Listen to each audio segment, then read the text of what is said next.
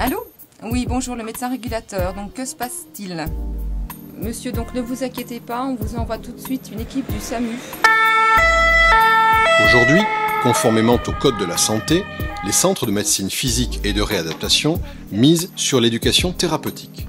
Il s'agit d'un transfert de compétences afin que les patients deviennent des sachants, qu'ils apprennent à gérer leur pathologie et à éviter les récidives. La mise en place de l'éducation thérapeutique au centre de Mordor, ça s'inscrit dans une démarche nationale au niveau de la Croix-Rouge, c'est une priorité. Ça s'inscrit aussi dans une démarche réglementée lancée par la loi Hôpital, Patient, Santé, Territoire, qui impose une autorisation pour ces activités. Une autorisation, ça veut dire que ça fait partie intégrante de la prise en charge et surtout, ça va poursuivre le bénéfice de la prise en charge après l'hospitalisation. Alors la philosophie, c'est vraiment de donner aux patients une compétence particulière, de faire de chacun le meilleur spécialiste de sa santé. Par l'acquisition de compétences, mais aussi l'acquisition de connaissances théoriques sur ce qu'est la maladie, de façon à rééquilibrer un petit peu la relation entre le médecin et le patient. Nous prenons en charge principalement des hémiplégies, des accidents vasculaires cérébraux, mais toute personne ayant une lésion cérébrale, telle qu'une tumeur ou un traumatisme crânien. Nous nous occupons aussi de pathologies dégénératives, telles que la sclérose en plaques ou la maladie de Parkinson. Alors ce qui m'est arrivé, c'est qu'au mois de février, j'ai fait un AVC un dimanche soir, suivi d'un deuxième le mardi. Et là, j'ai perdu l'usage à l'origine de tous les membres et un peu de la parole. Le côté droit et la parole sont revenus assez vite. Disons, ce qui a été dur, c'est le coup de ne pas me rendre compte dans l'état où j'étais et d'entendre ce qui se disait autour. La personne, quand elle a parlé de paraplégie, là, ça a été coup de bambou. Hein. Il y avait un peu de verglas, et puis je me promenais le long de la Saône, sur la route du halage. Et en remontant pour rejoindre le pont de Bragny, il y a un talus où il y a de l'herbe. J'ai voulu couper dans ce terrain herbeux. Et j'ai glissé. J'en sais trop rien, je suis tombé comme d'une pièce en arrière. J'ai rien senti sur le coup, j'ai simplement entendu un claquement. Et quand j'ai voulu me relever, rien ne fonctionnait. J'ai cru construire, je savais que j'étais paralysé. Lorsque le patient arrive dans mon service, on commence par faire le bilan de la situation, voir comment il se déplace, quel est le niveau de paralysie, est-ce qu'il est plus paralysé ou est-ce qu'il est plus atteint du point de vue intellectuel. Si c'est une atteinte plutôt de type paralytique, on va donc lui réapprendre à marcher, lui apprendre à utiliser son bras, réveiller les muscles qui sont paralysés par la lésion cérébrale ou médulaire. Le docteur Moras est venu me voir pour qu'on fasse connaissance. Il est venu Véronica Maquinet. Pratiquement tous les cas, disons vraiment les points principaux, on va dire. Ils sont venus tout de suite et puis tout de suite, ils ont vu dans l'état que j'étais moralement, donc tout de suite on m'a, pas dire imposé un psy. Je pense que ça peut aider, oui. On a commencé à faire un petit peu un bilan de mon état physique, puis qu'on apprenne à se connaître entre personnes, avec Véro, avec Maquinet et puis Mélisse, qu'on se connaisse. Et puis elles ont regardé un petit peu où j'en étais, ce qui bougeait, ce qui bougeait pas, ce qu'elles pouvaient faire bouger aussi. J'ai fait beaucoup de kiné et surtout et en même temps beaucoup d'ergothérapie. On a forcé sur l'ordinateur, je faisais de la rééducation un petit peu sur l'ordinateur et surtout sur des manipulations d'objets alors ne serait-ce que de manger. Alors, c'est comme ça que ça m'a permis de pouvoir manger tout seul. Ça avait l'air de bien marcher. Moi, j'avais le moral. Alors l'éducation thérapeutique passe par 3 phases essentielles autour d'une coordination entre professionnels. Il y a une phase collective qui est une acquisition de compétences sur des éléments théoriques. Il y a une phase obligatoirement individuelle, puisqu'en fait, on rentre dans le cadre du parcours individualisé de soins, c'est-à-dire qu'on va définir pour chaque personne hospitalisée une série de phases de prise en charge et une série de compétences spécifiques à obtenir en fonction de sa maladie, mais aussi de sa capacité à prolonger ses acquis, et puis une phase d'évaluation, parce qu'il est extrêmement important de savoir à terme, immédiatement après la sortie, ce que les personnes qui ont été formées ont reçu réellement en formation, sont capables de réinvestir une fois qu'ils ne seront plus en lien avec l'établissement. L'éducation thérapeutique dans notre établissement porte sur le plan donc nutritionnel dans le traitement des dyslipidémies, c'est-à-dire des surcharges en graisse, mais également nous éduquons nos patients à l'utilisation de certains médicaments qui nécessitent beaucoup de surveillance, tels que les anticoagulants forts, tels que les AVK. On sait que dans une pathologie, il y a non seulement l'action de la pathologie qui entraîne un alitement, mais les conséquences de cet alitement sont des conditionnements cardiaques et musculaires à l'effort. Continuellement, il nous donne des conseils, continuellement des petites choses. Bon, moi j'ai tendance un peu à oublier ma main gauche, donc c'est vrai que c'est des tas de conseils en permanence qu'on a besoin.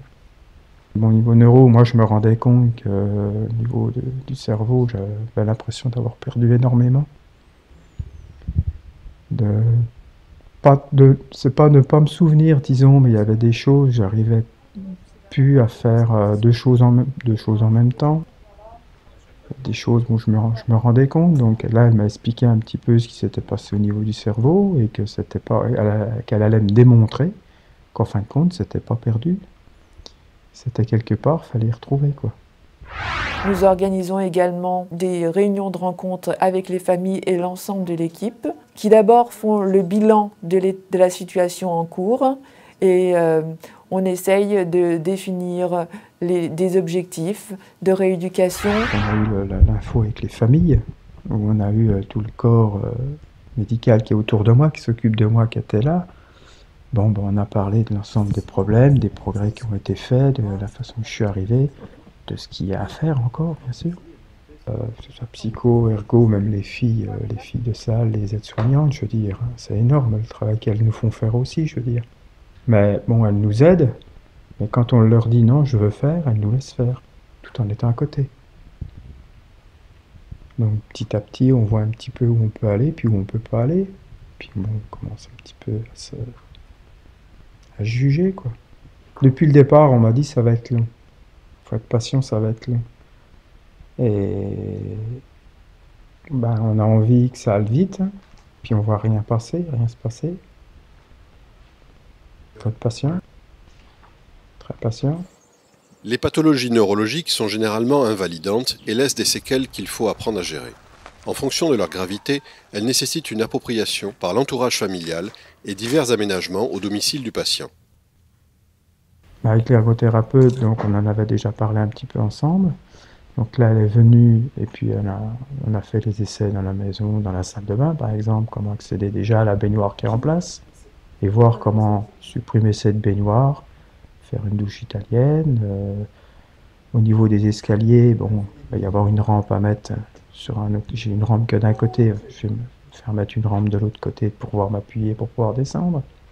Alors je me suis dit, on peut prendre la place sur le garage où on n'a pas besoin de toute cette place et on va créer une salle de bain. Et ça s'est fait avec mon ergo. Toute la conception a été faite avec elle. Alors le jardin, il a été aménagé avec un revêtement pour faire si vous voulez, des circuits dans le jardin, parce qu'autrement ça n'est pas possible.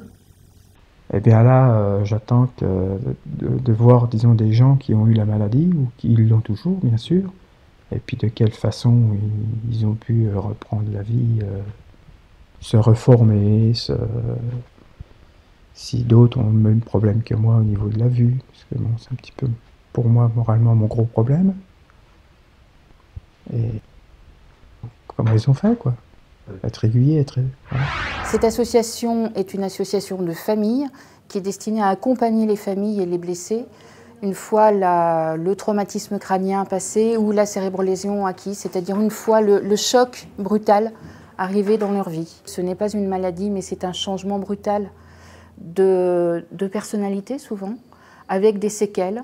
Et c'est surtout s'approprier la nouvelle personnalité qu'on a, refaire connaissance avec soi-même, avec celui qu'on sera et avec les compétences qu'on a encore, celles qu'on a perdues, mais arriver à reconstruire sur les compétences qu'on a encore et à reconstruire différemment. Quand mon pied a rebougé un petit peu, le moral revient vite. Enfin, remonte. Pas revient, mais revient pas, mais remonte du moins. Puis on se dit ça a bougé, le reste ça va y aller, quoi. Et puis faut se battre. Bon, la famille est complètement présente autour de moi, que ce soit mon épouse, mes enfants, même ma belle famille, et beau-frère, belle-sœur et autres, tout le monde est là. Et j'ai même pire encore chez tous mes potes du sport. Et ça a été énorme. On s'est retrouvés à 6 ou 7 à Mardor, on est des copains. Je peux vous dire, il y en a qui viennent de nous quitter là, parce que bon, ils sont en fin de traitement. Et là, j'ai leur nom, leur adresse, leur numéro de téléphone. Cet été, on se retrouve. Mon objectif, moi, c'est de pouvoir retravailler un jour. Je sais que mon travail... Enfin, je sais. Pour moi, c'est foutu. Je vais déjà regarder un petit peu ce que je vais être capable de faire. Et un point qui m'embête, c'est mon point au niveau de la vue, c'est que pour le moment, je ne sais pas si je vais pouvoir me redéplacer seul.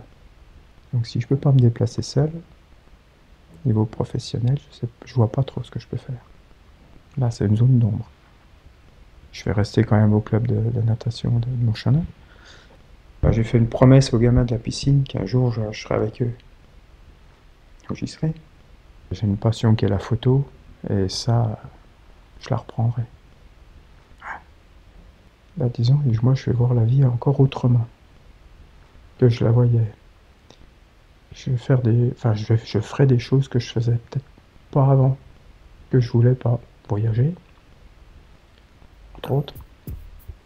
Et puis des choses qu'on hésitait à faire, ou non, on verra, ou alors non, on peut pas, ou des choses qui passeront prioritaires par rapport à d'autres.